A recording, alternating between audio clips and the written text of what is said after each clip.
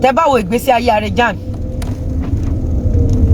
ẹ rí pé láti ilẹ̀ ìyẹ́ òkun lójú, bàbá òkun lójú, kò dẹ̀ kí ẹ̀ nípa anybody láti bẹ̀rẹ̀ Arejan.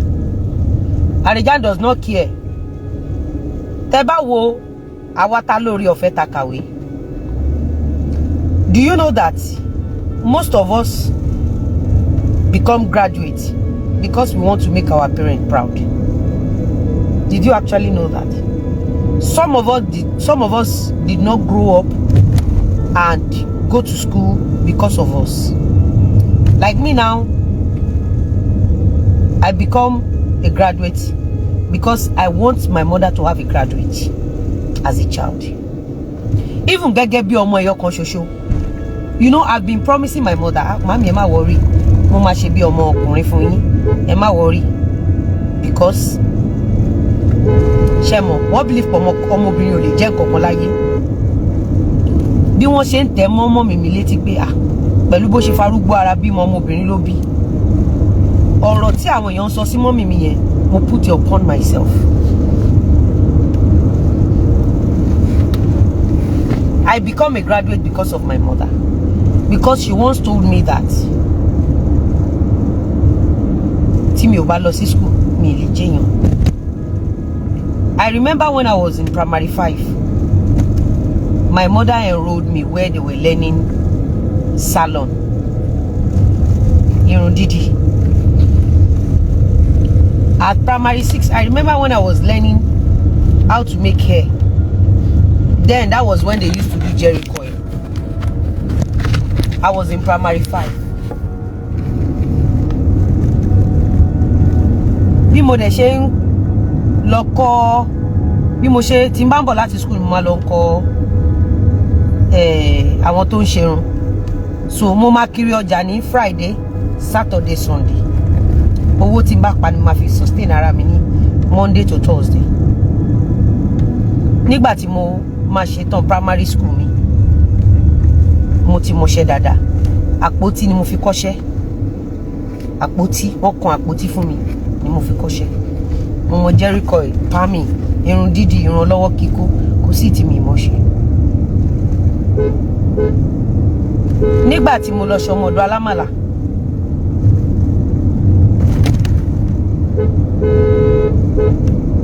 ṣé mọ̀ pé àti san school fees ló sún mi lọ ṣọmọ ọ̀dọ̀ alámàlà. Age tí mo lọ ṣọmọ ọ̀dọ̀ alámàlà, age tó yẹ kí n ti bí ọmọ tó méjì mẹ́ta ni. Age tí mo lọ ṣọmọ ọ̀dọ̀ alámàlà. Ẹjọ́ mo gbọ́.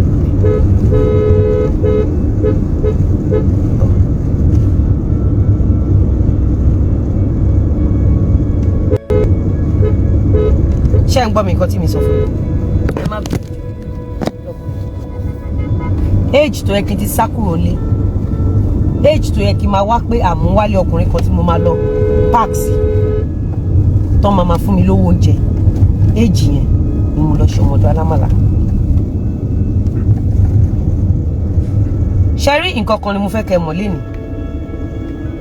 Ọmọ tó bá máa jẹ́yàn àti kékeré ló ti máa mọ̀.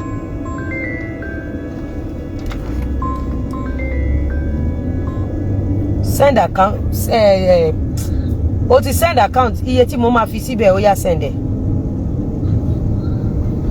Kí ló sọ? Má pè fún mi, type ẹ̀, ṣé o lè type ẹ̀ ni? Type ẹ̀ síbi tó fa account number yẹn sí.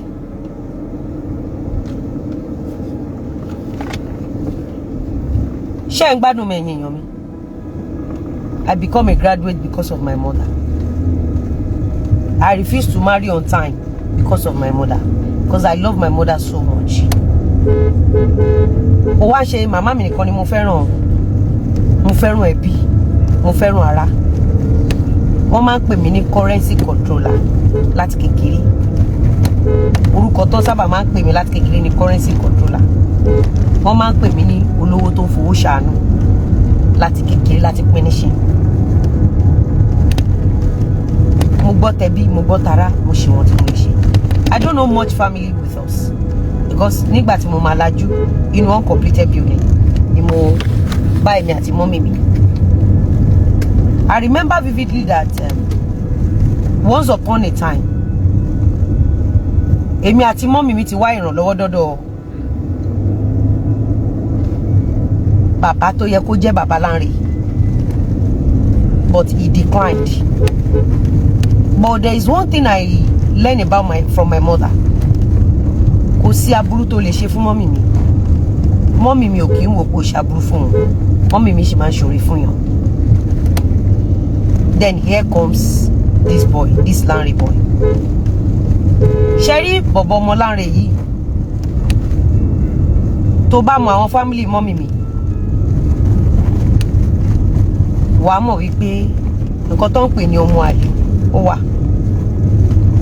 Wàá dẹ̀ mọ̀ pé nǹkan tí wọ́n ń pè ní àtúbọ̀tán ọmọ àlè nínú ìgbésí ayé ó wà. Lánrè tẹ́ ń wò yìí láti ilẹ̀ ni ó ti máa ń jalè. Láti ilẹ̀ ó jọ ọmọ tí ò gbọ́ràn. Mo rántí dáadáa nígbà tá a wà lọ́dọ̀ grandma, tí grandma bá pínṣẹ́ fún wa, èmi ni mo máa ṣiṣẹ́ tèmi, màá tún ṣiṣẹ́ ti Lánrè yẹn.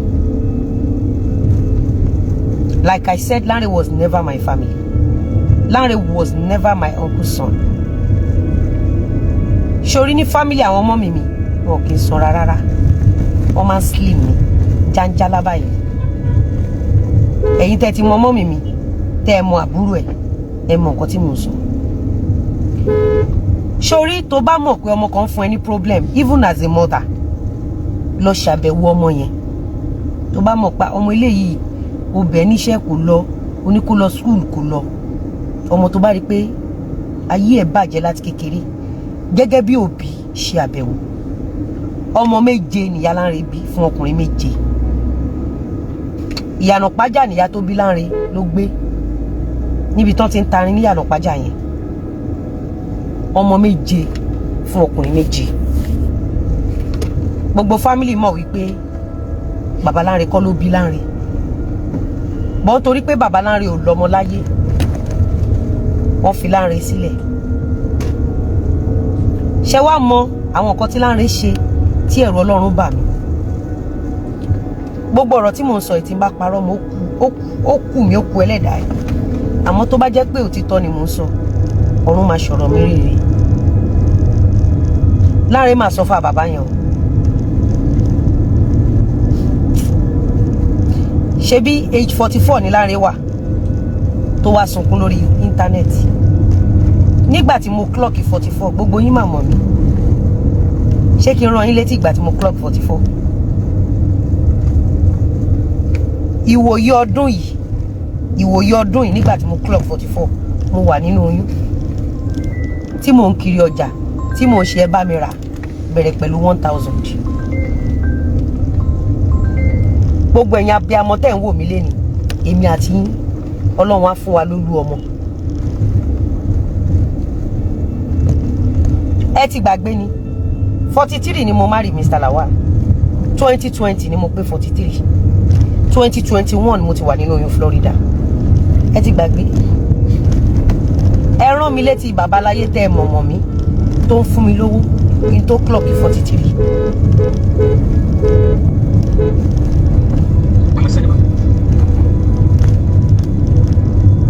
Ẹ rán mi létí politician tẹ́ ẹ mọ̀mọ̀ mi tó ń dó Lizzy Anjorin tí gbogbo Nàìjíríà ẹ mọ̀ mí náà, àtàrí ẹ̀jẹ̀ mọ̀ mí. Ẹ ti gbàgbé ni, màá rán yín létí.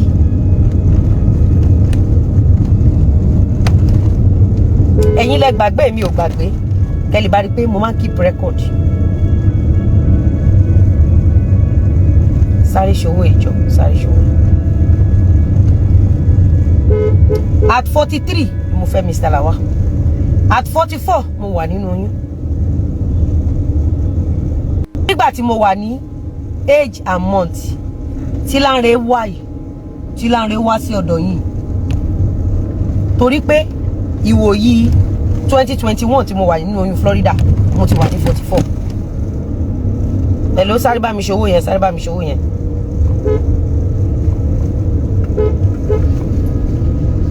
Ẹ ti gbàgbé ni, ẹ jẹ́ rán yín létí dáadáa. Nígbà tí mo wà ní 43,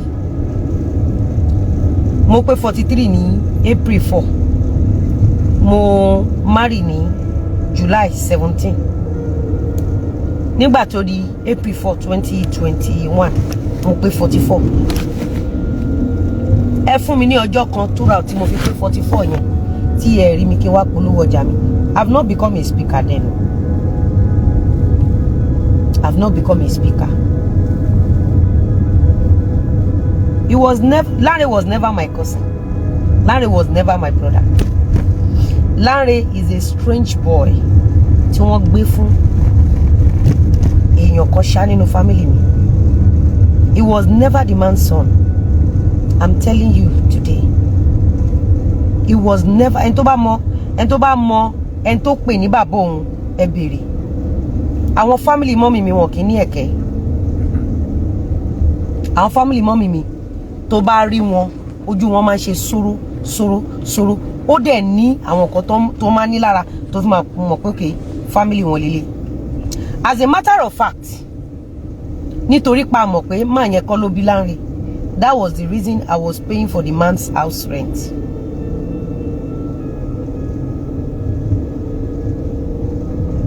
Kẹ́ gbọ́ dáadáa lẹ́ni. Ìwọ tó bá ń wojú Olúwa fọ́mọ. Tó bá adopt ọmọ, àbò lọ ra ọmọ, àbò bímọ. Tó bá ti rí pé ọmọ yẹn kò dá láti ilẹ̀, get another ọmọ. Ó ti yé nǹkan tí mi sọ fún ẹ. Má rò pé ó máa dá. Má rò bẹ́ẹ̀ o.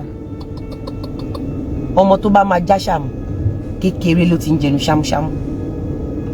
Ẹ má tẹ̀lé mọ́tò yẹn púpọ̀. Now ibi tí mò ń lọ lélẹ̀, ẹ jẹ́ kí n rán yín létí.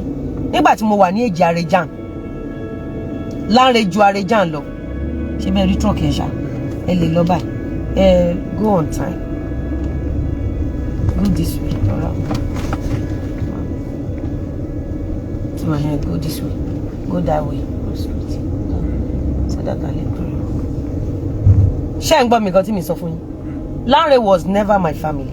Màmá tó bí Lanre, ọmọ méje, bàbá méje ló ní. The woman cannot identify Lanre's father. Ìyá tó bí Lanre fún mi láyọ̀ lórúkọ ẹ̀.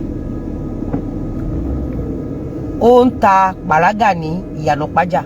Ẹ jẹ́ kó lọ tán kó má bàa padà. Ṣáàlì gòkè yẹn. Ó ń ta pàrágà ní ìyànà pájà. Ṣé mọ̀ tí wọ́n bá fi ọmọ ṣàánú èèyàn? Pókè lágbájá ò bímọ. Ẹ jẹ́ ká fọmọ ṣàánú ẹ̀. Now, irú èèyàn wo ni màmá tèmi jẹ́? Igi iṣẹ́ ni mọ́mì mi. Màmá tó bí mi lọ́mọ. Màmá tó bí mi lọ́mọ. Sorry guys. Ibi tá a gùn yẹn ga gan.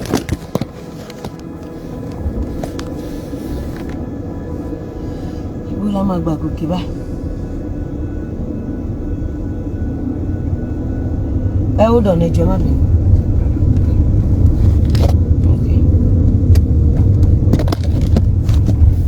Kò dìgbà tí n bá sọ fún yín pé mọ́mì mi mọ̀ṣẹ́ ṣe. Ó ti yé yín. Now, ṣe máa tán padà ká gbà bẹ́yìn. Ṣe máa tán padà ká. Ṣé mo fi ṣe ilé ìwé gbà? Láti ẹ̀wọ̀n gbà ní ká gba òkè. Ṣókè yẹn kọ́ ló ń gbà sọ̀kalẹ̀ ni. Wọ́n ti blọ́ọ̀kù, ó rà ìpọ́n tiẹ̀ ti blọ́ọ̀kù náà ẹjẹ́ àtẹ̀lé mọ́tò ẹ̀wọ̀n ká fi lọ́wọ́ tí ó ti tán. Ẹ jọ̀ọ́ ẹ má bínú ẹ̀yìn.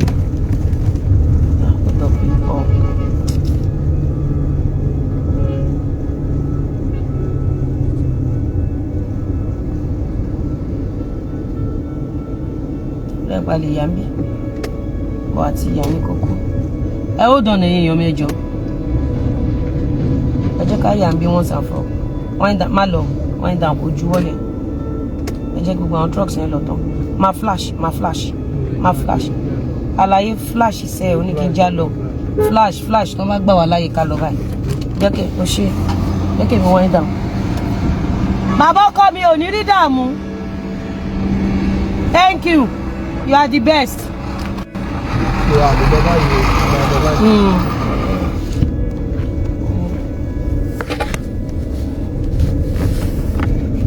kọ́lọ́pàá tẹ̀lé wa náà kí wọ́n ti tán.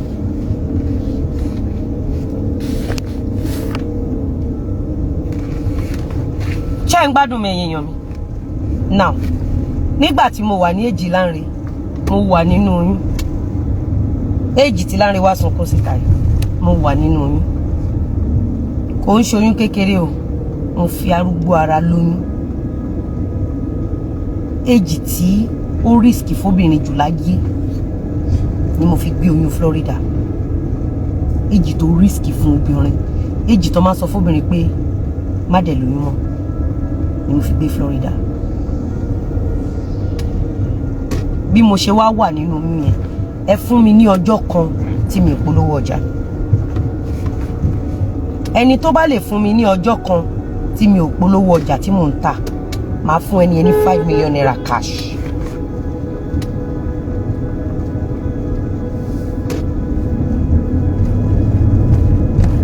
Ẹ fún mi ní ọjọ́ kan tó bá lè fún mi ní ọjọ́ kan throughout oyún Florida tí mi ò polówó ọjà mi máa fún ẹni 5 million naira cash.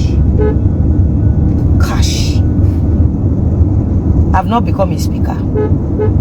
Iyabo Ojo has been bullying me. She has been doing loads of terrible things to me. Dorcas has been bullying me. You remember Esabod was on my neck. You all remember?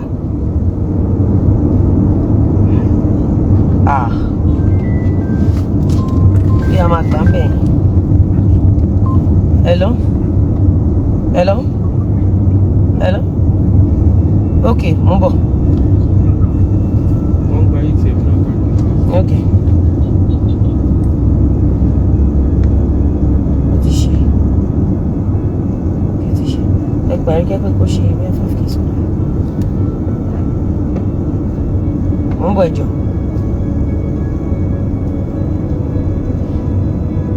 Ṣé Arejan lóyún? Ẹ bi lọ́wọ́ Arejan pé kí ló fàyè ẹ̀ ṣe. Anybody ò lè sọ fún mi wípé òbí òun rán òun ní school. Nígbà tí mo wà nínú oyún yẹn at age of 44 yẹn. Mommy ni o ṣe 50 sí ya. Arejan should be around 37 years of age. Arejan should be around 37 years of age. Nígbà tí mo wà nínú oyún ní age of 44. Go there fast. Age of 44. Arejan was 37. Ẹ bẹ̀ lọ́wọ́ Arejan pé kí ló fàyè ẹ̀ ṣe.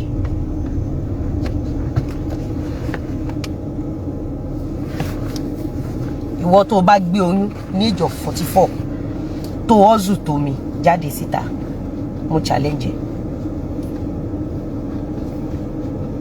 Okay, can I adjust it? Okay.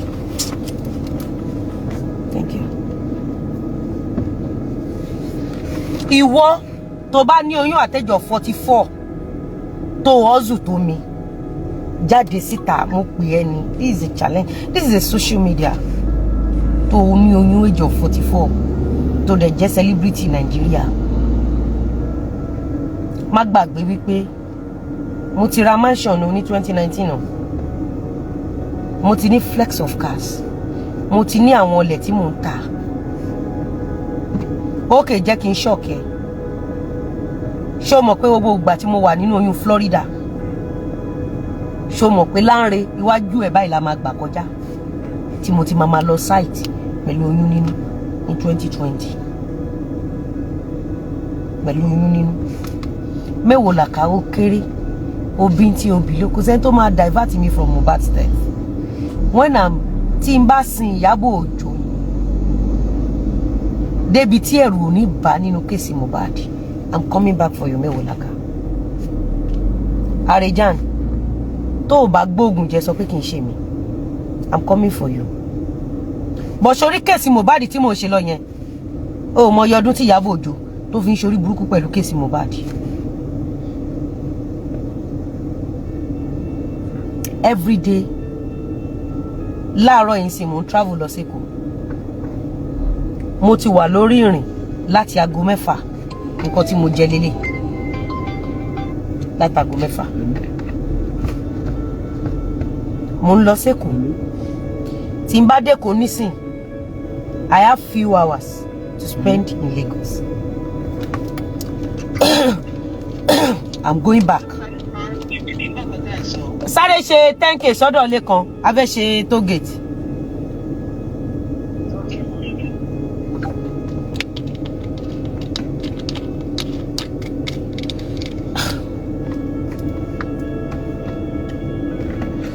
Ọ̀pọ̀lọpọ̀ yín ẹni Areja ń show mi ní fracas. Kí la Areja mọ̀ tó ń pè ní fracas? Areja tí bàbá wo aláta ní kó send the account tán fún ní 1000 naira. Kí la Areja mọ̀ tó ń pè ní fracas? Tá Areja ò bá kọrin fún mi, tí ò bá pariwo mi, tí Lanre ò bá wàtà, a lè má dé level tàdé tí Ìyábọ̀ Òjó ò bá bẹ̀rẹ̀ pẹ̀lú wa lánàá, a lè má dé kò tàdé lẹ́nu. Tí n bá ṣe show fún yín,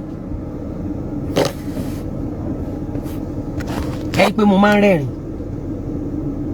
Tí n bá ṣe show fún yín, tí n bá sọ nǹkan tó wà nídìí ẹ̀rín tí máa ń rín,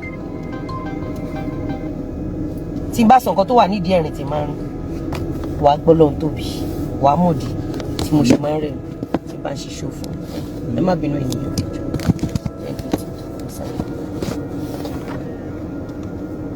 Ta ni ẹ? Ṣé ò ń gbọ́ mi? Tó bá mọ reason, tó bá mọ reason, ó yẹ kẹ́ mọ̀ pé jọ́ tán ti gbé bẹ̀rẹ̀ grand mọ́ mi síta, okùn ọmọ ìyá ti já. Ẹ ṣì yẹn lé ní ọjọ́ tán ti pè mí lólè ní Dùmàtà tí kò sí kankan nínú yín tó jáde síta. Ọjọ́ yẹn lókun ọmọ ìyá ti já, lókun ọmọ bàbá ti já, lókun ọ̀rẹ́ ti já, lókun ẹbí ti já, lókun ará ti já. Am I communicating? Ẹ kàn ń bẹ́ ni, gbogbo yín kàn ń bẹ́. Now let me tell you how these people operate. Ẹ jẹ́ kí n sọ̀tàn kékeré fún yín. Mo ní ọmọ kan ó ṣe makeup. Mo ti mọ ọmọ yẹn tipẹ́tipẹ́. Ọmọ tó ń ṣe makeup yẹn wà okay gan. Ó wà okay gan. Àwọn ọmọ tí mo wá nífẹ̀ẹ́ nínú àwọn ọmọ tá a fẹnu bí, mo wá mú wọn lọ síbẹ̀ kan lọ kọ́ṣẹ́ makeup. Mo náwó, mo nára. Ọ̀pọ̀lọpọ̀ wọn sá kúrò níbi tí mo ti ní kọ́ lọ kọ́ṣẹ́ makeup. Kò ń ṣiṣẹ́ makeup wẹ́wẹ́wẹ́ o, iṣẹ́ makeup tí mo sanwó in millions.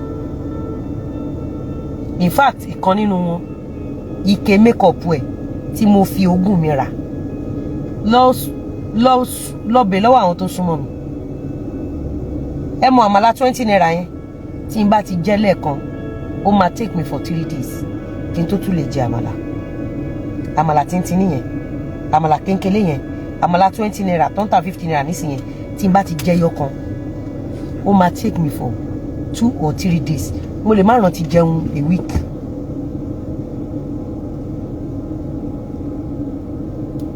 Tí n bá ti jẹ, ìyẹn túmọ̀ sí pé ṣé rí gbogbo iṣẹ́ tí mo ṣe yìí, gbogbo iṣẹ́ tẹ́lẹ̀ tí mo ṣe yìí, àwọn kan ni mo fi ń ràn lọ́wọ́.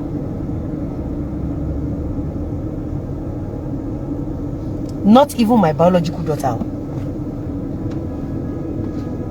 Not my biological daughter. Àwọn kan ni mo fi ń ràn lọ́wọ́. Àwọn kan ni mo fi rán ní school. Àwọn kan ni mo fi rán níṣẹ́ ọwọ́. Ṣé ẹ mọ̀ pé bí àwọn ọmọ yìí ṣe pọ̀ tó, kò sí kankan náà ọmọ yìí tó fẹ́ kọ́ṣẹ́ ọwọ́. Ìkan ti ẹ̀ gbé gbogbo èròjà makeup tí mo rà fún, ó dẹ̀ gbélẹ̀ sílé oní makeup yẹn. Nǹkan tó wà nínú box makeup ẹ̀, tá bá ṣí á tó 3.3 million naira. Ó dẹ̀ gbé èròjà makeup 3.3 million yẹn, ó dẹ̀ gbélẹ̀ sí ọ̀dọ̀ ọ̀gá tí mo ní kó lọ kọ́ṣẹ́. Ó wá lọ kọ́ iṣẹ́ tá máa charge 5,000 naira per service. Ẹ gbọ́ mi, ó lọ kọ́ iṣẹ́ ibi tí mo ti ní kó lọ kọ́ṣẹ́. Tí lady yẹn bá fẹ́ ṣe makeup fún mi, lady yẹn máa ń charge mi ní 1.5 million, 2 million naira ni lady yẹn máa ń charge mi. Ọjọ́ tí mi ò bá wọṣọ púpọ̀, tó bá jẹ́ páṣọ 5, lady yẹn máa ń charge mi ní 1 million naira péré. Tó bá jẹ́ pé aṣọ 10 ni mo fẹ́ wọ̀, lady yẹn máa ń charge mi ní 2 million naira for makeup. Ibẹ̀ ni mo ti ní kó lọ kọ́ṣẹ́ bá. Bọ́mọ yìí náà bá ń ṣiṣẹ́, tó bá rí 2 million naira méjì gbà lọ́sẹ̀ kan, at least 4 million lọ́sẹ̀, bank manager gun rírú ẹ̀ gbà. Mo dẹ̀ ra èròjà iṣẹ́ fún ọmọ yìí, ó dẹ̀ gbé èròjà iṣẹ́ yẹn àti owó iṣẹ́. Ọdún 4 lọmọ ti fi ń kọ́ṣẹ́ yẹn báyìí, ọdún 4 ló ti fi ń kọ́ makeup yẹn. Mo tún fún lówó kó lọ kọ́ gèlè, ó tún lọ kọ́ gèlè. Aṣọ́gbowó mi ni kò lọ kọ́ gèlè. Àwọn ọmọ tí mò ń sọ fún yín, èmi kọ́ ni mo bí wọn, wọ́n ń ṣe ọmọ bíbí inú mi o. Owó tí mo ná fún ọmọ mi in the next 10 years Florida ò tí lè kọ́ o.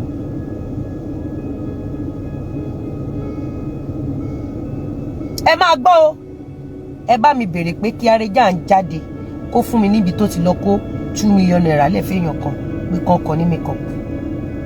Ṣé bá Arẹjà ni pé mo bá òun nínú iṣẹ́ tíátà ni? Ẹ tí ìwà gbọ́ bẹ́bẹ́ o, ó kọ́ gèlè lọ́nà 3 àbọ̀nà 2, ọdún 4 tó ti fi ń kọ́ makeup. Èyí tó wá ṣe tó dùn mí jù láyé, ó dẹ̀ gbé igba makeup ẹ̀, ó dẹ̀ abandon ẹ̀ sí ọ̀dọ̀ ọ̀gá ẹ̀. Ó abandon ẹ̀, ó wá lọ kọ́ iṣẹ́ tó máa charge 3,000 naira or 5,000 naira. Mo wá bi èèyàn kan pé iṣẹ́ tó ń charge 5,000 yìí ta èèyàn kan yìí mélòó ló lè ṣe lójúmọ́? Ẹni ẹ ó lè ṣe 3, so ó jẹ́ 15,000 naira. Iṣẹ́ tó ti máa rí bíi 4 million láàrin ọ̀sẹ̀ kan, ó gbé sílẹ̀, ó lọ ń kọ́ṣẹ́ 15,000 naira. Nínú 15,000 naira yẹn, wàá ra equipment, wàá ra gbá, wàá ra wo. Mo ń sọ eléyìí fún yín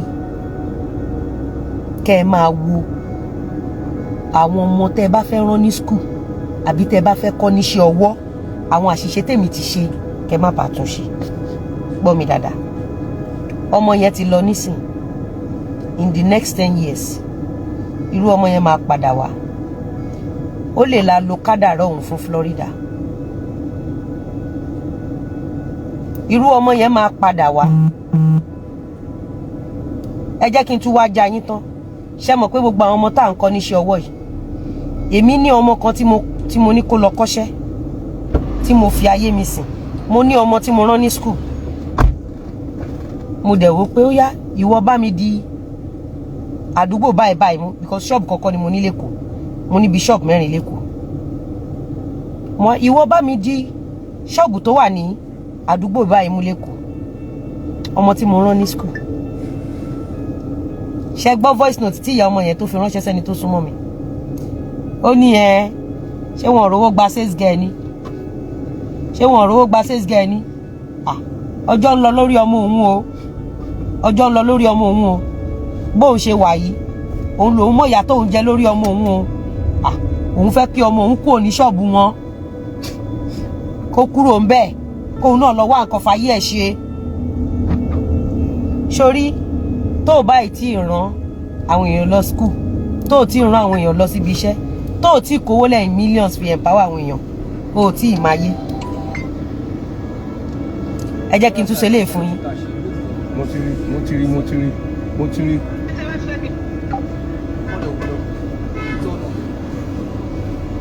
Ẹ jẹ́ tún ṣe léè fún yín. Ṣé rí Láńre tẹ́ ń wò yẹn? Ó ní ọmọ brọ́dà wa kan, ọmọ yẹn wá sọ́dọ̀ mi nígbà tí mò ń gbé ọgbà. Ọmọ kékeré ni òun àti Láńre àti gbogbo wọn wá sọ́dọ̀ mi lọ́gbà. Ṣé rí most of people tí mò ń pè ní family mi ì mọ̀ wọ́n rí o, mo kàn rí ẹlòmíì elétí títì ni o. Bínú mi ṣe rí ni mo ṣe ń ràn wọ́n lọ́wọ́ o.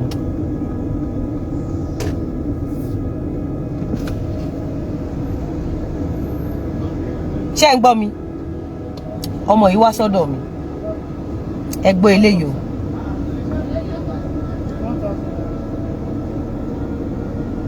Ẹ wine up, ẹ lè wine up ẹ ní kú. Ṣé ti fún olówó? Ẹ máa gbọ́ o. Ọmọ yìí àtàwọn Láńre wọ́n wá ṣọdún dé lọ́dọ̀ mi gbà mò ń gbé lọ́gbà. Nígbà tó dọ̀sẹ̀ kejì, ìyá ìyá wọn bá bẹ̀rẹ̀ sí ní pè.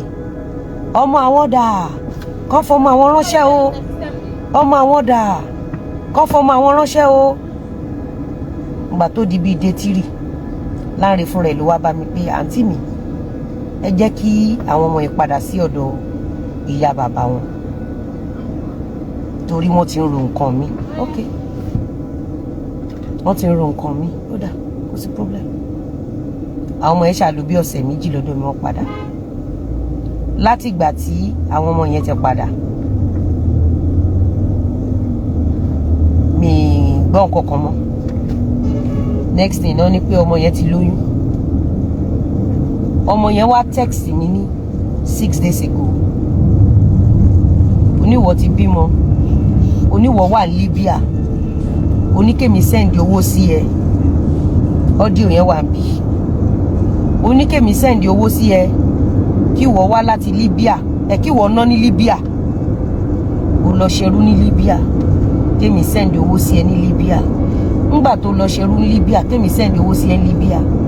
owó wo ni mo fẹ́ fi sanwó àwọn sales girl mi? ṣé mọ̀ wípé ní 2021 Alhaji dẹ̀ pé Lanre wá, kí ló fẹ́ ṣe? kó tiẹ̀ kọ́kọ́ tó yẹn ó lóun fẹ́ gbalé, àwa ní kán lọ bá wálé. ńgbà tí wọ́n bá wálé, àwa gba àkáǹtì landlord, àwa sanwó ilé fún Lanre 2020 sí 2021 yìí ni o. ṣe brief pé Lanre dẹ̀ lọ yọ ìgò ti bàbá onílé, the same Lanre tán gbé wáyé. mi ì mọ àwọn ọmọ ìrí mi rí wọn rí o, mò ń ṣàánú wọn ni o. mi ò mọ ẹyẹ tó ṣùwọ̀n. Lanre ò ní bàbá o, Lanre kò ní bàbá o. àṣírí lẹ ń gbọ́ lẹ́nu mi lẹ́nu. Lanre ò ní bàbá o. ẹ jẹ́ ìṣẹ̀lẹ̀ fún yín. Lanre wá lọ yọ ìgò tí landlord ta sanwó ilé fún, ó dẹ̀ lọ gbowó ilé yẹn padà. tí n bá purọ́, ọmọ kan jẹ́ Musibau lówó dé. Musibau yẹn àbí ẹ̀gbọ́n ẹ̀ ló bá wa lọ sanwó ilé Lanre. Lanre dẹ̀ lọ fi ìgò tí màá wá mẹ́sẹ̀jì mi àti ọmọ ẹ̀ jáde, ó lọ yọ ìgò tí landlord yẹn, ó lọ gba owó, ó dẹ̀ lọ fi owó yẹn mú gbogbo. The question is, owó tí mo fi bá Lanre sanwó ilé ẹ̀ yẹn, ṣé mi gangan jókòó, ṣé mo fi jẹun? owó tí mo fi bá Lanre sanwó ilé ẹ̀ yẹn, ǹjẹ́ mi gangan mú owó yẹn, ṣé mo fi ra nǹkan sára? owó tí mo fi bá sanwó ilé. lẹ́yìn yẹn ló bá tún dé, òun fẹ́ ṣe business. Alhaji ní business òun ló fẹ́ ṣe. ó ṣà ní òun máa lọ sí gọ́ọ̀lọ̀, òun máa lọ kó tọ́kí, òun máa ṣe. Alhaji wa ní iye báyìí báyìí ni mo fẹ́ fún ẹ, bóyá gbà kọ́kọ́ lọ fi ṣe. Alhaji ní gbà kọ́kọ́ lọ fi ṣe. ó dẹ̀ gba owó yẹn lọ́wọ́ wa. ṣé mọ̀ pé ẹ̀gbẹ́ ilé wa ni Lanre ti fi owó yẹn lọ́jì sí hòtẹ́ẹ̀lì. olóṣó tí Lanre gbé tó fi ná owó yẹn tán within 6 days, mi ò rírú àgbákò òfurọ̀ yẹn rí. this same Lanre. àwọn ẹ̀dá kan wà tó bá ń gbowó lọ́wọ́ wọn, orí wọn ò ní jẹ́ kó gòkè ọ̀la. mo máa ń sọ gbólóhùn kan fún yín, wo ẹ̀ka kún. gbogbo èèyàn kọ́ nìyàn ń tọrọ owó lọ́wọ́ ẹ̀. gbogbo orí kọ́ nìyàn ń tọrọ owó. There are some people when they offer you money, don't collect it. That is why I don't collect free money. ṣé wá rí Àrẹ̀mú, man tí wọ́n pè ní bàbá ẹ̀ tí ò kìí ṣe bàbá ẹ̀, ẹni kí Lanre jáde kó sọ fún yín pé ẹ̀mélòó lòun ti ná owó ilé máa yẹn. ẹ̀mélòó lòun ti ná owó oúnjẹ máa yẹn tí mo kó fún. Lanre máa fi ojú máa yẹn rárẹ̀ o. Lanre máa báyé máa yẹn jẹ́ o. lọ́jọ́ wedding mi ní 2020, àtowó ilé o, àtowó ìyàwó ilé o, àtowó bàbá ilé o, àti júùsì o, àtẹran o, tí wọ́n ní kí Lanre gbà kó lọ kó fún àwọn fámìlì wa. ẹnu ọ̀nà ibi tá ti ṣe wedding ní Lanre ti ta.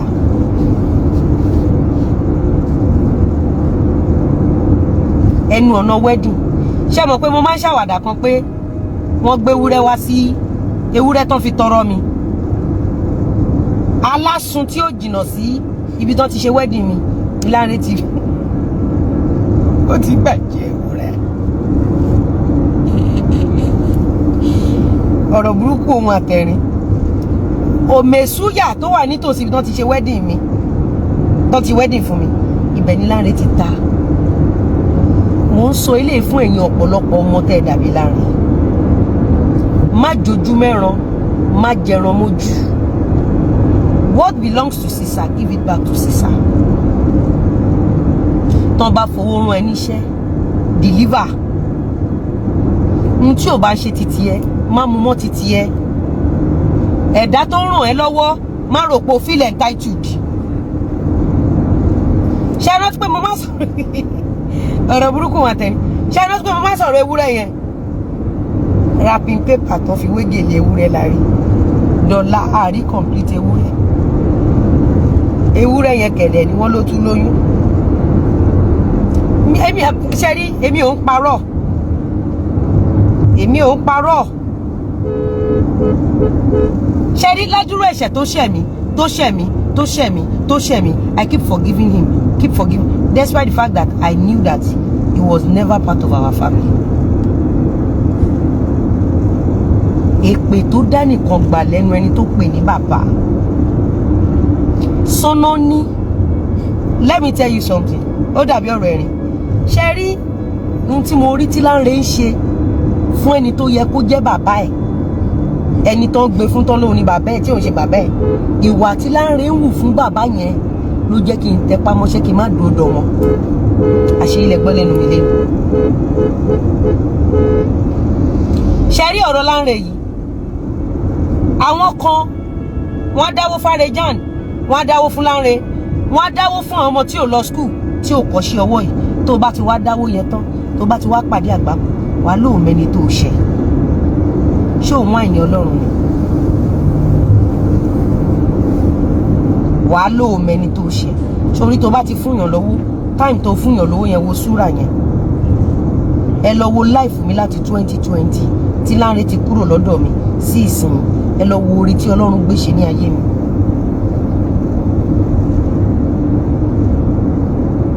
Lanre ò lọ bá Arejan, Lanre àtàwọn ọba ńlá jọ wà ní àti Ìyábọ̀ Òjó. Kò lọ bá Arejan. Lanre ò lọ bá Arejan.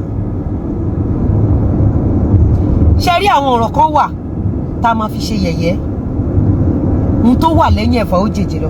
Ṣé o mọ ìtumọ̀ kéèyàn máa ṣiṣẹ́, kó máa jẹun, kó dẹ̀ máa fún yín lówó yẹn, kẹ́ ẹ fi gbálé, kẹ́ ẹ fi raṣọ sọ́rùn, kẹ́ ẹ fi jẹun? Àwọn kan wá ní èmi ni mo lò Lanre. Bẹ́ẹ̀ bá lé mi mo lò.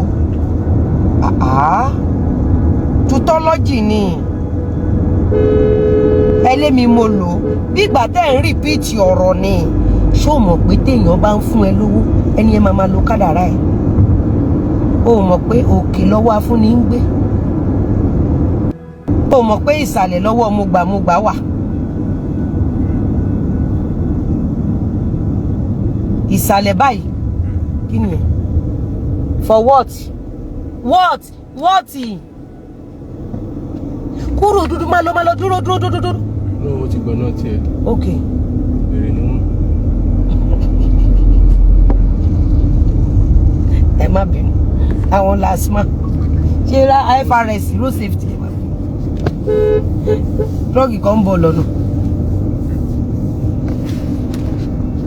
Ẹ gbọ́ mi nǹkan tí mi sọ fún yín. Ṣé orí ìwọ tó wà lórí TikTok? Mọ nǹkan tó ń ṣe. Ọjọ́ alẹ́ ní kókó. Orí Instagram. Tó bá ti jí láàárọ̀ báyìí wá gbé fóònù ẹ. Wà rẹ́rìn dago 4. Bọ́jọ́ alẹ́ ṣe máa rẹ́rìn sí ẹnìyẹn. Wà wà lórí Facebook tó bá ti jí láàárọ̀. O dẹ̀ gbàdúrà sọ́nà mọ́. Wà kọ̀ gbé fóònù ẹ. Wọ́n máa entertain ẹ. Wọ́n máa ó dẹ̀ mọ̀ orí social media gan dùn.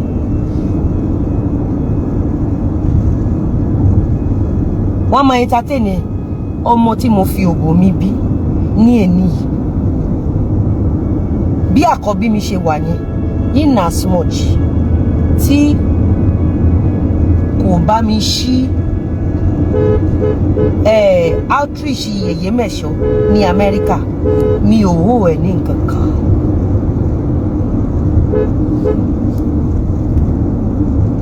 ọmọ tí mo fi òbò mi bí ni mo sọ fún yín tí ò bá ti bá mi manage outreach èyí mẹ́sọ̀ sí Amẹ́ríkà tó wà mi ò hó ẹ̀ ní anything àṣírí lẹ gbọ́ lẹ́nu mi mo rí bí Lánrè ṣe treat ẹni tó yẹ kó jẹ́ bàbá ẹ̀ ẹ̀rù Ọlọ́run bà mí kò tọ́dún kan tí mo yọwọ́ nínú ọ̀rọ̀ wọn ni bàbá ẹ̀ kú because they cannot sustain they can't survive. ǹjẹ́ mọ̀ pé ẹni kí Lánrè mú bi tó ti ra kéèkì kékeré wá fún mi pé happy birthday ta ló ní kí n forgive ẹ ṣé mo bínú sí ni Abanikanda, which one is please forgive him? Am I angry with him? I'm not angry with him. What is my own pẹ̀lú títí yìí bẹ́ẹ̀ lẹ́lẹ́nu ara yín tẹ̀ ń jẹ níyà ẹni kí Lánrè mú wá ẹníjọ́ tí mo bímọ ẹni kó mú congratulation or congratulatory text message ọjọ́ tí mo bímọ ẹni kí Lánrè mú wá ayé mà níkà o ayé tótó ẹni kí Lánrè lọ́jọ́ birthday mi àti Lánrè àti bàbá ẹ̀ wọn ò mọjọ́ birthday mi tọjọ́ birthday mi náà máa fi tọrọ wọ́n dẹ̀ máa ń tọrọ owó àmọ́ kan fi nǹkan sẹ́nu bá mi sọ̀rọ̀ lẹ́ni tó ń pè ní bàbá tí wọ́n bá béèrè owó lọ́wọ́ mi báyìí ara mi máa gbọ̀n ní ọkàn mi ò ní balẹ̀ that is why ẹ̀yin tẹ́ ń ṣe show fún mi lórí social media you have a lot to lose tí n bá sọ pé àdàbí tí n bá wá fún ẹ ó mọ̀ pé ohun tó wà lẹ́yìn ẹ̀fà jèjì lọ kò sí kankan nínú yín tẹ́ ẹ wá fún mi tí ọ̀run ò ní fi kú ọmọ dá yín lóru kọ́lẹ̀ kó forúkọ mi sí.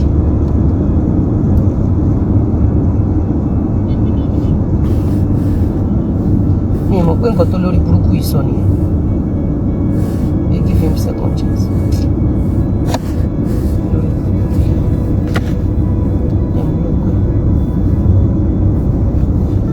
kí n fọmọ 44 years ní second chance ṣé ó jọmọdé ni. Which one is give him second chance? Is he a baby? Ogun ló máa fẹ́ jẹ́ wẹ̀ ó ní give ṣé mo sọ pé mò ń bàjá ni. We only allow Lánrè to go and grow, just like what I did to my daughter. I want Lánrè to go and grow. He never offended me, and he cannot offend me, like I said. Hello, sir. Sir? Sir? No, mo ní di main one yẹn gangan mo fẹ́ sọ̀tì bọ̀bọ̀ ní pákó yẹn wà níbi pákó yẹn. Okay, sir. Mo wà on live, sir. Okay, sir.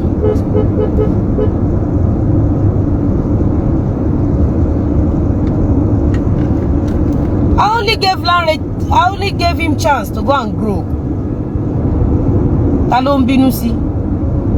Èpè tó ti forí gbàǹgbà tí màá yẹn wà láyé. Ìgbà mi ebi máa pa máa yẹn. Ìyẹn Mr. Remu yẹn. Màá ní kí Lánrè gbowó kó lọ fún adé lọ́nà. Do you know how many times tí màá yẹn máa fi omi jẹ ojú máa sunkún? Èmi ni mo gbálé fún màá yẹn tó ra òtún gbèsè ayé ẹ̀. Wọ́n yí ẹ̀ péré tí mo miss nínú life wọn ni màá yẹn kú. Wọ́n yí ẹ̀ tí mo miss nínú ẹbí wọn. Wọ́n yí ẹ̀ péré gérégé ni màá yẹn kú. They can't survive. Lánrè jẹ́ kí n mọ̀ wípé tó bá dọjọ́ alẹ́ tó ò lè sáré mọ́. Ọmọ tó fayé ẹ̀sìn lè bójú ẹ jẹ́. What he did for his supposed father is enough fún olóye láti sá fún Lánrè. Imagine at 44. Ẹ rí pé 5 million naira ni mo gbélẹ̀ fún mi ní ọjọ́ kan tí mi ò ṣe show tí mi ò polówó ọjà mi at age of 44 while I was heavily pregnant. Lọ́jọ́ tí wọ́n ní mo jalè ní Ìdúmàtà. Ẹbí Lánrè pé ṣó jídé lé mi láàárọ̀ ọjọ́ kejì. Ẹbí lọ́wọ́ Lánrè pé ńgbà tó ń ṣe ọdún èpè fún Ọ̀tà Florida. Ẹbí lọ́wọ́ Lánrè pé kí ni ìgbìyànjú títí ẹ̀ As a matter of fact, wọn ò fẹ́ kọ́ta mi lọ́mọ láyé. Wọn ò fẹ́ kọ́ta mi lọ́mọ láyé. And he was never my family, like I said. He was abducted. He was given through one wayward idiot called Funmilayo. Funmilayo lórúkọ màmá ẹ̀ ń ta pàrágà ní Ìyànà Pájà. Níbi ìgbésí níbi tí ìgbésí ti ń ta irin. Kò sẹ́ni tí ò mọ̀ ya láàrin ní Ìyànà Pájà. His mother had 7 children, 7 different fathers. Tí n bá parọ́ ẹni kí láàrin jáde. Ẹni kò jáde tì mí. Ẹni kò wá bú Ògún pé irọ́ ni. Màmá òun ò bí ọmọ méje, bàbá méje, ẹni kò fọbẹ̀ sẹ́nu. All the family knew. Everybody knew that Mr. Aremu kọ́ ló ní Lanre. And that was the reason, because one man saw lẹ́yìn. That was the reason I picked him up to take care of him. At 44, ni mo bí Florida. Pẹ̀lú ewu orí. Bẹ̀rẹ̀ lọ́wọ́, most of you tí màmá yín ti darúgbó kújẹkújẹ lé ní age 44 lẹ́lòmíì wá. At 45, ẹ wo àtijọ́ tí mo ti ṣègbéyàwó níbí. Ẹ wo àtijọ́ tí mo ti ṣègbéyàwó. Níbo ló máa ń wà? Ó máa sọ fún mi pé àǹtí mi ò lọ o. Ó lọ́mọ kan bímọ fún òun. Mo tún ní kí ọmọ yẹn máa bọ̀ wá sí ọ̀dọ̀ mi. Tó bá gbogbo oore tó ń ṣe, slow down.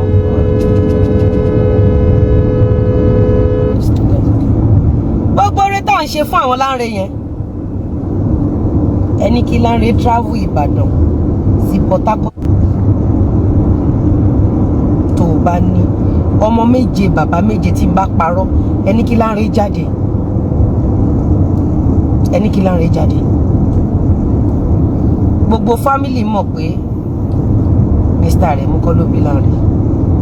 For those of you tẹ́ni èmi ni mo bá jẹ́, èmi ni mo bá jẹ́. I just want the man to have a child, even if the man is not his biological child. I just want the man to have a child. Imagine ọmọ 44 years. Ngbà téèyàn wá social media. Ní èjì gẹ́rẹ́gẹ́rẹ́ tí Lizzy Anjorin wà heavily pregnant. This is April now. Mo ti wà nínú oyún, mo ti wà ní 44 years of age. 43 ni mo pé ní May, ní April 2020. Mo pé 44. Mo bí Florida ní May 1st. Kí lè ní? Kí ni date ẹ̀ ní, ẹ má bínú? Èní ní 22. Èní ní 20 o. 22 kẹjọ fẹ́ kájọ kúná. Èní ní 20. Ní on the 17 ni mò ń sọ fún yín pé ó wù mí kí n gbé òkú mọ́mì mi kúrò níbi tó wà. And Lanre came out on the 18th to May 1st. That is 12 days. 12 days to Lizzy Anjorin tó fẹ́ fi arúgbó ara bímọ. Ní Lanre tó ní ẹpọ̀n jàbàlù bí ẹpọ̀n jàbàlù tóóró ló jáde ló wá sunkún kíkorò. Imagine what he must have done to me. Just imagine.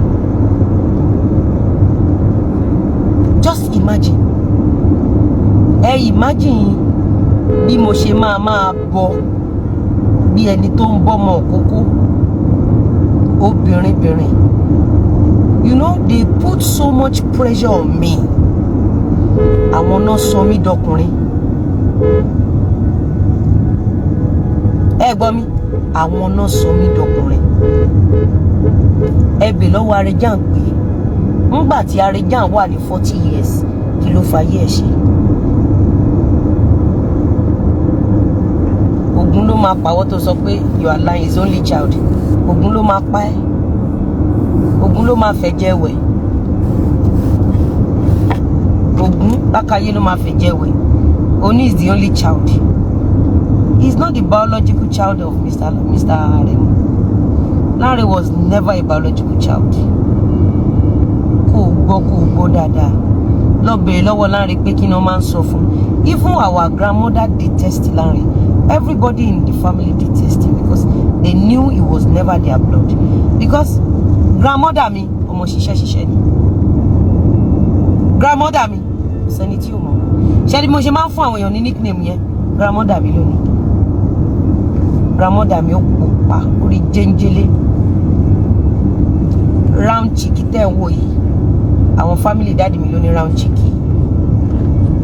Ọrùn mi tó wé yìí àwọn family daddy mi ló ní. Ẹni tó bí Lanre oblong face báyìí nìyẹn. Orí yẹ ẹ̀gún báyìí ẹnu yẹ rí sọ́bọ̀lọ̀. Mr. Aremu tán gbé Lanre fún borí ẹ̀ ṣe gùn rí. Ó ní bí shape orí wọn ṣe rí. Nobody has that shape.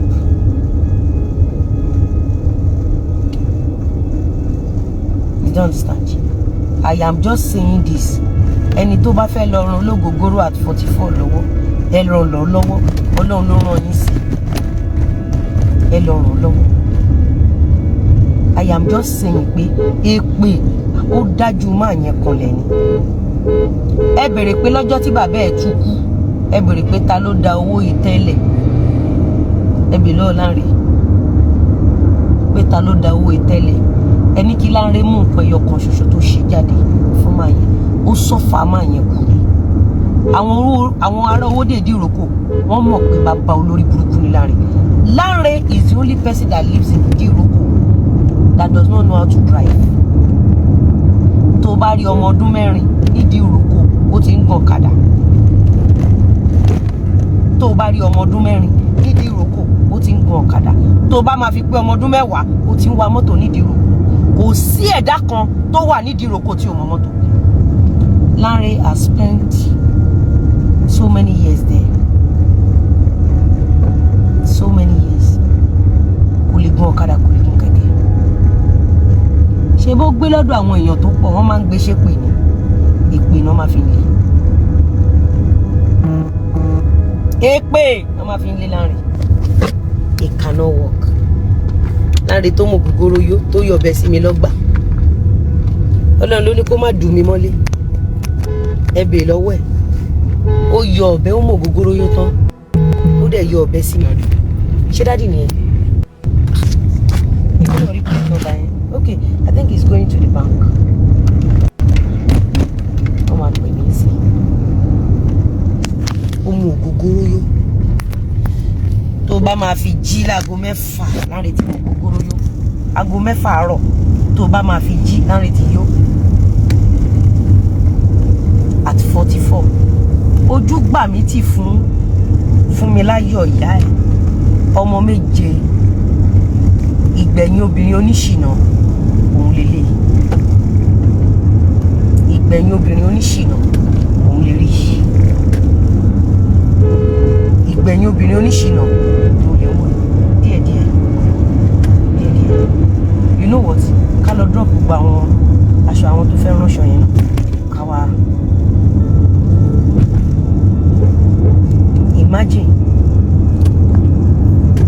nígbà tí mo wà ní Federal Poly Laro ni mo ti ń bá wọn lọ sí Ìgbòlò tí màá lọ bá wọn lóòdù ráìsì sínú mọ́tò ní òru yẹn tá bá ti ṣe tán màá wá sí Sango Ọ̀tà màá wá bá wọn jà èyí tá máa tún rán sínú àpò padà ẹ bẹ̀ lọ́wọ́ Lanre pé ọjọ́ tí Lanre ti dáyé kí Lanre jáde kó wá bú àdàbí pé àǹtí mi ẹ jẹ́ kí n sọ àṣírí fún yín ẹ jẹ́ kí n sọ̀rọ̀ yìí fún yín ẹ̀yin abiyamọ ni mò ń sọ̀rọ̀ yìí fún ẹ̀yin abiyamọ ni mò ń sọ̀rọ̀ yìí fún nígbà tí mo gain admission sí Federal Poly Laro èmi ń kiri ọjà mò ń ṣiṣẹ́ ní Oshopi Plaza mo ń fọ toilet ní Oshopi Plaza slow down mo ń fọ toilet ní Oshopi Plaza so mo ti wá stop ní bí a week mo ti wá stop ní bí a week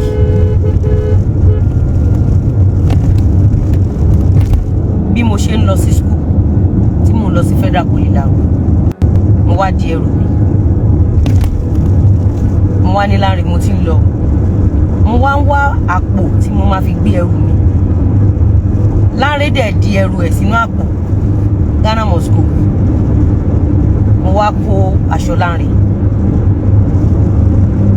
mo wá kó sínú láìnà bí kí n lo Ghana must go yẹn kẹrù mi má bàjá. Mo wá bá tí Láńrè kó owó, ó tọ́jú owó sínú báàgì. Tí n bá parọ́ mọ́ ẹ Láńrè kó jáde, kó fi ògùn búra, fi ọ̀bẹ sẹ́nu báyìí ni mo parọ́ mọ́ ẹ. Máa gbọ́ o, máa gbọ́ o,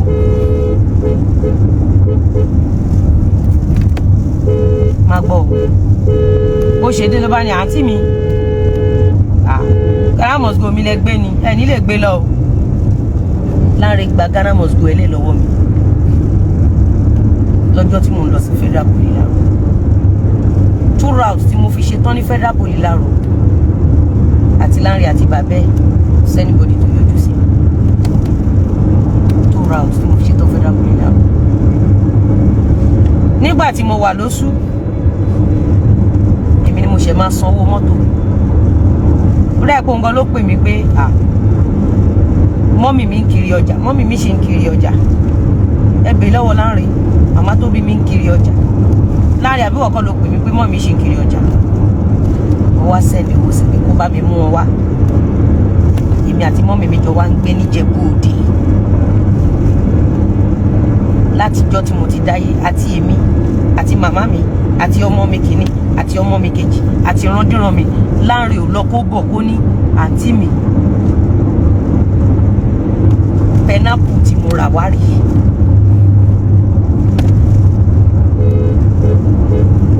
Ṣùgbọ́n ní gbogbo ọjọ́ ayé lẹ́yìn ìgbà yẹn ni mo sanwó iṣẹ́ o.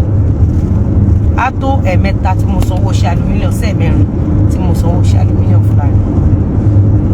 Lẹ́yìn ìgbà yẹn mo ṣe so many oore fún, so many oore, so many oore. A ní èyí ẹ̀ tí mi ò gbé fóònù ẹni tó ń pè ní bàbá tí ò ṣe bàbá ẹ̀, èyí ẹ̀ nìyẹn kú. Tó bá jẹ́ pé wọ́n ṣe rí mi pé èmi mò ń sanwó oògùn wọn, èmi mò ń sanwó ilé, èmi mò ń ra fíríjì, èmi mò ń ṣe gbà. Wàá gbọ́ owó ilé mi máa tán ní next 2 months o. Ta ló fẹ́ get arrested? Ń tẹ́ máa sọ ni wípé tó bá ti kú Arẹjánà àti Ìyábọ̀ Òjó ní kẹ́ lọ gbé. Èyí tó jókòó yẹn yín ò rí pé nǹkan kan ti wà lára ẹ̀.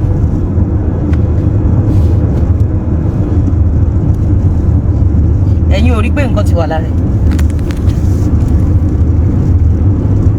Ẹ̀yin ò rí pé nǹkan kan ti wà lára ẹ̀. Aburú tí ò lè ṣe ló ń lọ lọ́hùn yẹn. Ẹ̀yin ò rí get it and arrested. Ìbá dàbí ni máa ṣe fún wọn. Ẹ gbélé gbọ́, ẹ gbúrò. Ẹ gbélé gbọ́ ní tèmi àti wọn. Ẹ gbúrò.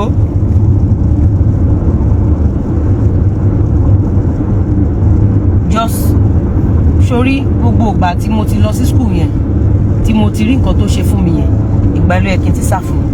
But I keep on saying ó máa dá, ó máa dá, ó máa dá. Then gbogbo àwọn ọmọ tá à ń ràn lọ́wọ́. Lẹ́yìn tí tani, ok ẹ jẹ́ kí n bá ọ sọ. Hello sir. Ok Ṣàmánù. Ṣàmánù. Ṣàmánù yìí ti lọ, ó ti lọ sọ́dọ̀, ó ti lọ gbẹnu sí máìkì lórí social media. Ó ní yà ń jẹ o. Ibi tó ti ń sunkún gan ó ti yó bí ẹ̀fọn.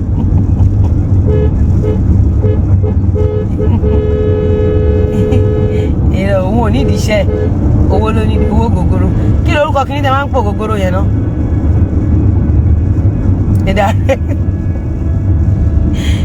Ìfọ̀nàgà ò direct. Tẹ bá ti rí ẹjọ́ sà, mo nídìí 25 litres mẹ́rin, méjì fún abímọ máa wò, méjì fún alápá má ṣiṣẹ́. Abímọ máa wò ìbànújẹ́ kínní. Ìbá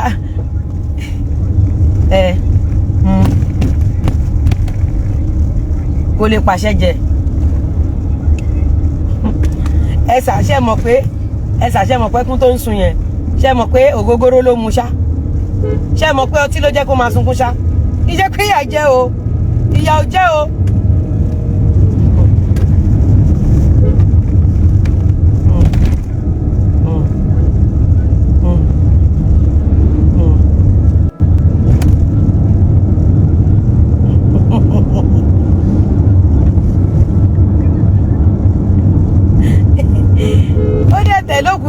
everybody kò sunkún ó wá mọ̀ gógóró wá ń sunkún ẹ sà Nigeria of today ṣé tálíkà ló mọ̀ gógóró ẹ mọ̀ ètò ń ta ṣọ́ọ̀tì ni tẹ́ bá tún mọ̀ gógóró tán ẹ mọ̀ bí oúnjẹ ṣe máa lọ nínú yín ibi tẹ́mi ò ti rókèlè àmàlà kan jẹ olówó ló mọ̀ gógóró sáà ẹ sà ẹni tí ó bá dé jẹun kánú ó lè mọ̀ gógóró ẹ sà àwọn èèyàn tó máa ń mu ògógóró wọ́n máa ń gbẹ ni ẹ òbí láàrin ṣe tó ògógóró wọn ju kọ́kì lọ ṣọ́ọ̀tì ògógóró kan kọ́kì méje ni ẹgbẹ́ yín la gbà kọjá ń sìn ṣẹ́rí wa èyà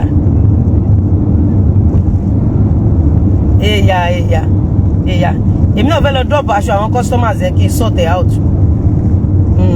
so that máa lọ inspect iṣẹ́ yẹn normal ó rẹ̀ mi o Johnny yẹn fà gan Johnny yẹn fà okay sir.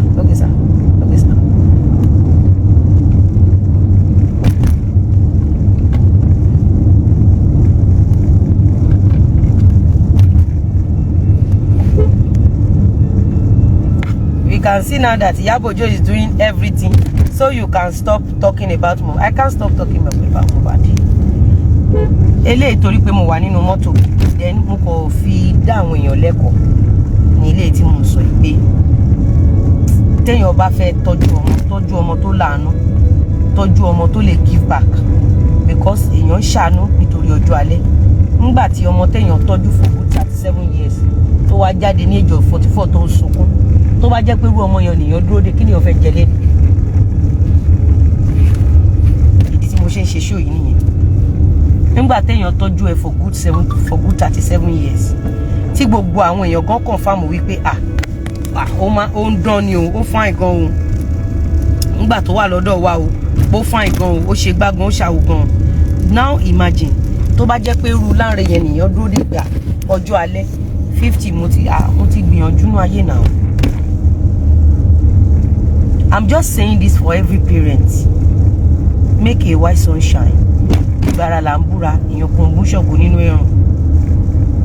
You don't understand? Imagine tó bá jẹ́ wípé irú ọmọ yìí, at least ọmọ tó yàn tọ́jú for good 37 years, ó lọ fà o. Ó lọ fà èèyàn mi, ó lọ fà o. Ó lọ fà. And let me tell you something.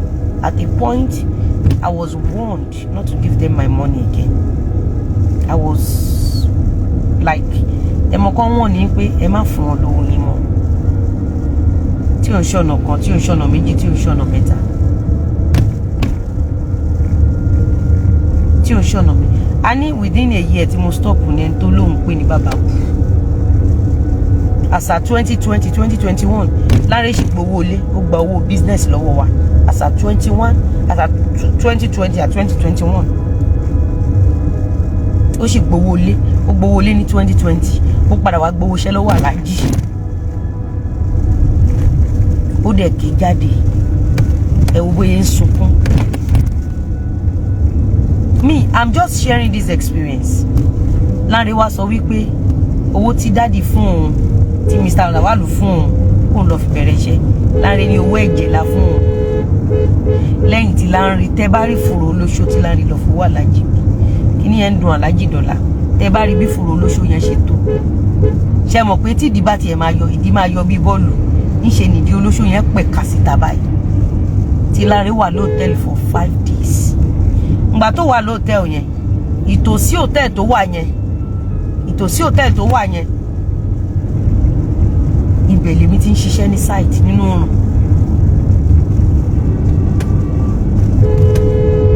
imagine ọmọ tí ò ń ṣe ọmọ bíbí inú mi nígbà tí ọmọ mi wà ní Jos tó ń kópa pẹ̀lú grandmother pẹ̀lú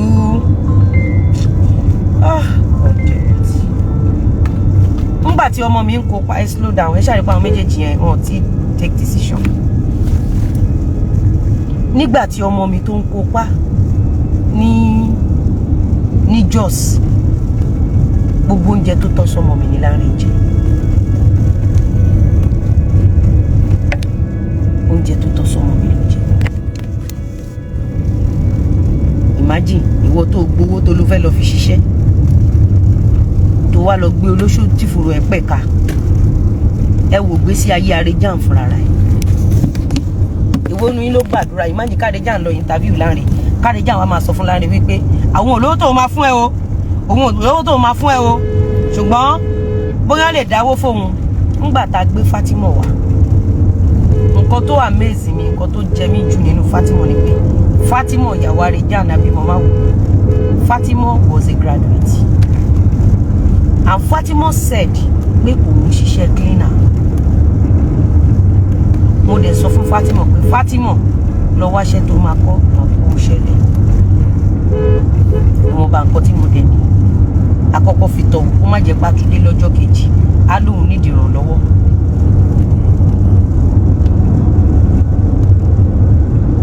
Alẹ́mi àti mi ní contact àwọn siblings ẹ̀ kankan mi ní contact àwọn siblings ẹ̀ kankan èmi àti Lanre òun ṣọmọ ìyá and Lanre is not my family Lanre was never our family tó ń sọ pé tílé kan bá ń tòrò ọmọ àlè bẹ̀ ní ò tí dàgbà ọmọ àlè family lẹ́rìí tó dàgbà Lanre ní kọ́kọ́ ló ṣiṣẹ́ yẹn o wọ́n pọ̀ tán jọ ṣiṣẹ́ yẹn o